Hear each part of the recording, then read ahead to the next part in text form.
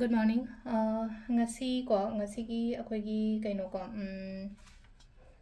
ningthokaba numit ki oina ahambada akhoi number se 47 leire aduga color na ngobagumba kaigumba adumaina sinabibe ko aduga amana akhoi chak thongbada happa se ko ningthokaba gi oina akhoi hapkadaba se angobu machugi pot sangom chini gumba kaigumba adumaina happy be ko cheng shuba matamda aduguma leire ko adu hamada akhoi card ki message yengase aduga timing apaba so hapetang haijarage ko adu card se ohum kathang thokjage ko sidagi ko hadin monday gi oina card angobu leire ko sidako card angobu oina lothe amma ani ahum ko hadi first card oina kari message lake happy yengase ko first card ki se leina ko kanaba hai tare ko hadi ngonda khudong chaba gumba kai gumba do main lai ko sta kanaba khatangi wana wasuna thaba ko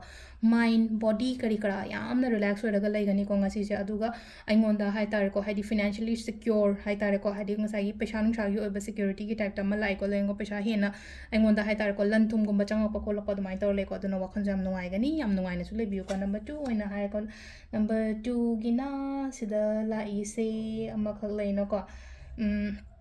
Meena ngang ba khot pada yam ka haina chat kan ko haidi aphaba kai shu aingonda hai tar ko aphaba guide tau binaba mi se hai tar ko haidi kalak pana hena yamba oina oiba do dun ko mina hairi ko hai ba khot pana oiro ama oiro sida chatpi daba yari ngai haidi ketang negative oina la ko number 2 sine ko haidi manipulate tau na ba mi ne hena yamna leibo do agi surrounding se lein haidi pha ai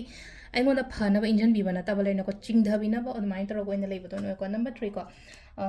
number 3 sina sida la aise haidi aina ngasi chat ke tauge haina that khaliba thabak to haidi mai pa o haina lai ko victory ko success victory gumba kai gumba do mai lai ba haidi tawruba thabai khang da mai pa pa mangol oi ba haiba do mai oir ko ning thoka ba limit ki se ko aduga timing pung manga ga minute ni form doidena pung 3 ka minute 3 phang lere adagi pung 9 ga minute 3 doidena 9 ga minute 4 phang lere ko adagi mu 12 ga minute 3 dagi na pung 3 ka minute 5 phang lere aduga pung 9 ga nungdang gi ni ko sina 9 ga minute 3 dena 13 ga minute 3 phang lere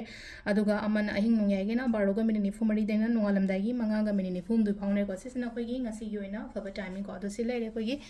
daily card message su ma'am thank you